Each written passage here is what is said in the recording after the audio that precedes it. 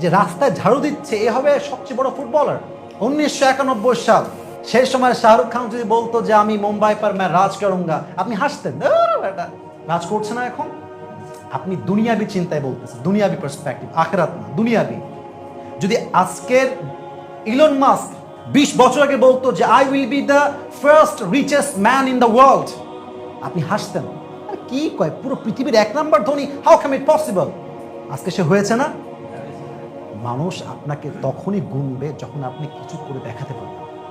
তার আগে আপনাকে কেউ গুনবে না, আপনার ফ্রেন্ড, বাপ মা, কেউ আপনাকে গুনবে না। আজকে হাজারো ছেলে বাপ মার কাছে অবহেলিত, কারণ কি, সে এখনো কিছু করতে পারে নাই। আমরা একটা কথা ভুল বলি, এটা আবার অনলাইনে যাবে, মারামারি লাগে কিনা আল্লাহ ভালো জানে।